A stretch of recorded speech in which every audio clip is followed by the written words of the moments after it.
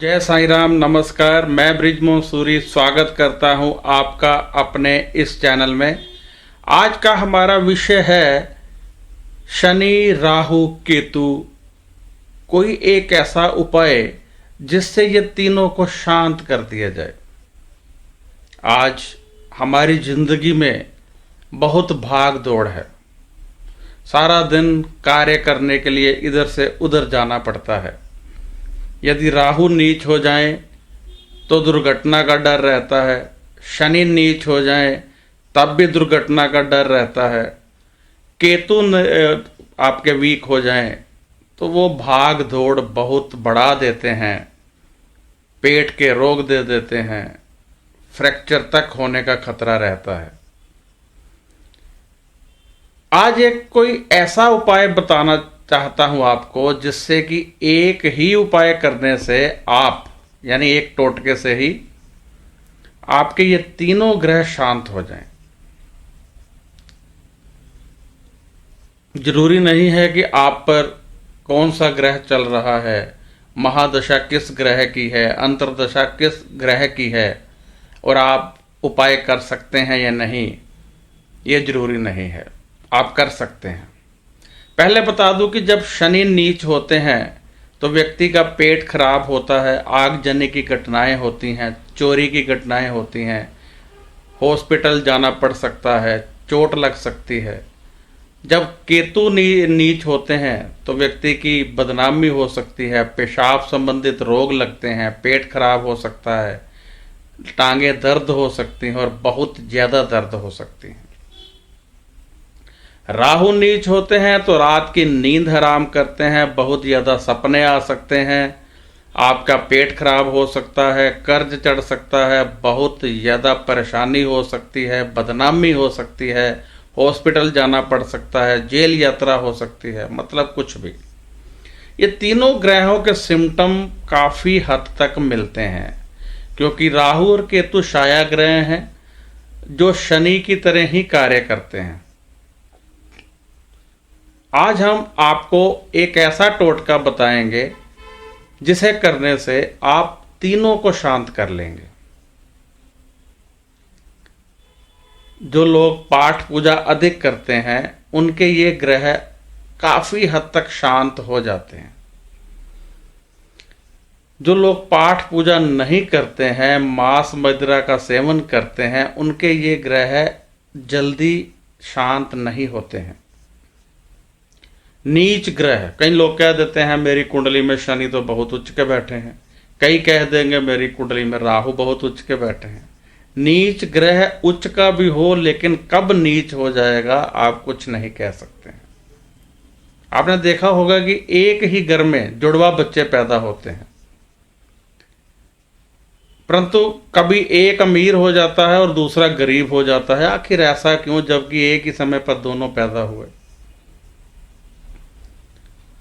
क्योंकि ग्रहों के साथ हमारे कर्म भी काम करते हैं। यदि हम अपने ग्रहों के अनुसार चलें तो हमें बहुत लाभ मिलता है। मान लीजिए कि अब किसी पर ऐसा शनि आया है जो कहता है कि मांस मदिरा का सेवन नहीं होना चाहिए। यदि ये बंदा नीच होगा तो मैं भी बहुत नीच हो जाऊंगा। तो अब जो मांस मदिरा का सेवन करता है वह गरीब हो जाएगा और जो मांस मदिरा का सेवन नहीं करता है, पाठ पूजा करता है, वह अमीर हो जाएगा। मेरा कहने का मतलब ये है कि जिस तरह का आपकी कुंडली में, जन्म कुंडली में ग्रह होता है, हमें उसी प्रकार चलना चाहिए।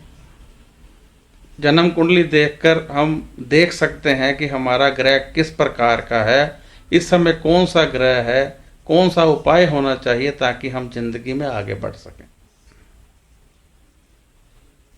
आज हम जो बात कर रहे थे, लाल किताब कहती है कि राहु केतु शनि, यानी इनको हम शांत करने की बात कर रहे थे। कोई ऐसा उपाय जो हम करते ही रहें, जिसका कोई साइड इफेक्ट भी ना हो, हम करते रहें तो हमारे कम से कम ये तीनों ग्रह शांत रहें। ये तीनों ग्रह शांत हो गए तो जिंदगी तो आपकी स्वर्ग बन जाएगी। तो आइए बताता हूं क्या करना है, कैसे करना है, तो आइए सुनिए। आप एक नारियल लीजिए और एक चपाती बना लीजिए। एक चपाती बनाइए, एक नारियल लीजिए। चपाती पर आपने घी नहीं लगाना है, सरसों का तेल लगाना है। उस पर सरसों का तेल लगाकर जब चपाती बना लें तो उस पर नारियल रख दीजिए। नारियल रख के नारियल पर थोड़ा सरसों का तेल लगाइए। अब उस पर काले और सफ़ेद तिल लगा दीजिए। नारियल पर बहुत ज़्यादा नहीं लगाने होते, थोड़े से जितने आप लगा सकते हैं लगा दीजिए। अब एक मौली लीजिए जो हम हाथ पर बांधते हैं, लाल रंग का धागा जो होता है, वो मौली पूरी की पूरी ऐसे चारों तरफ से नारियल और रोटी को ऐसे लपेट दीजिए। लपेट कर अपने माथे पर ऐसे लगाना है, ऐसे ऊपर की तरफ होना चाहिए नारियल, ऐसे रोटी हाथ में हो, ऐसे माथे पर लगाइए और अपने परमात्मा का नाम लीजिए। आप फोन नहीं करना है, किस परमात्मा का नाम लेना है, उसका नाम लीजिए, उस प्रभु का, उस गुरु का, उस इष्ट का जिसकी आप प्रार्थना किया करते हैं, जिसकी आप जाप किया करते हैं, उन्हीं परमात्मा का नाम लेना होता है। जाप का भी एक नियम है, हमारी बॉडी से पॉजिटिव वाइब्रेशन निकालता है ये, परंतु ये तभी निकलेगी पॉजिटिव वाइब्रेशन यदि आप जाप अपने इष्ट का करते हैं।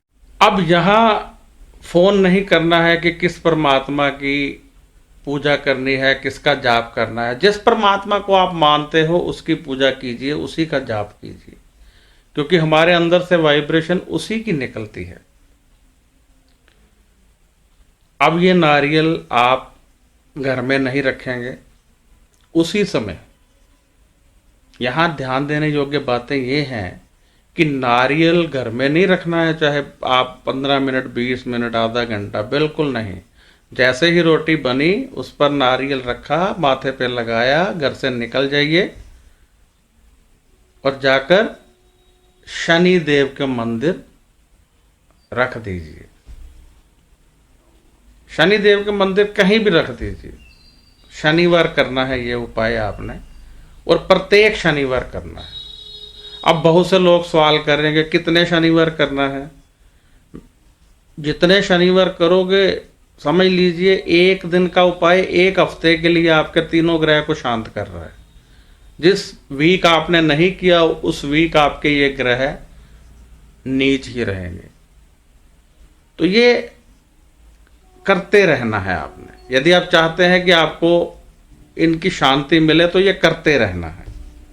और ध्यान देने योग्य बात यह है कि आपने घर में ये सामान माथे पर लगाने के बाद नहीं रखना है, इमीडिएटली चले जाना है, शनि मंदिर रख के आ जाना है। सूर्य अस्त से पहले पहले करना है, शाम को नहीं करना है, सुबह करना है। रोटी दोनों तरफ से पकानी है। रोटी पर सरसों का तेल लगाना है, रोटी पर नारियल रखना है। तिल जो है वो आप नारियल के ऊपर लगाएंगे। सरसों का तेल नारियल के ऊपर भी लगाना है, फिर तिल लगाने हैं, काले और सफ़ेद। अब मेरा ख्याल है कि सारी बात क्लियर हो चुकी होगी। यदि आपको कोई बात समझ ना लगे, आपका दिल करे कि आप मुझसे कोई सवाल करना चाहते हैं तो आप कर सकते हैं, परंतु थोड़ी सी आपको सावधानी ये रखनी है कि आप मेरे इस नंबर पर जो स्क्रीन पर चल रहा है, व्हाट्सएप पर भी यही नंबर है, फ़ोन पर भी यही नंबर है, इस नंबर पर व्हाट्सएप ऑन कीजिए और अपना सवाल लिखकर भेज दीजिए। 24 घंटे के अंदर अंदर आपको मैं जवाब दे दूंगा। वेट कीजिए 24 घंटे। किसी भी तरह का सवाल हो, चाहे इस वीडियो से संबंधित हो या कोई और आपकी समस्या है, जिंदगी में कोई और प्रॉब्लम है, आप मुझसे पूछ सकते हैं। इस चैनल को सब्सक्राइब करना मत भूलिए, क्योंकि इस चैनल में हम समय समय पर बहुत सारी जानकारियां डालते रहते हैं जो आपके बहुत काम आएंगी। चैनल सब्सक्राइब करने से आपको नोटिफिकेशन मिलती रहेंगी। तो आज इस चैनल को सब्सक्राइब कीजिए और अपने दोस्तों मित्रों में भी शेयर कीजिए ताकि वह भी इन सारे जानकारियों का लाभ उठा सकें। जय साईं राम, नमस्कार, खुश रहिए, आबाद रहिए और आगे बढ़ते रहिए।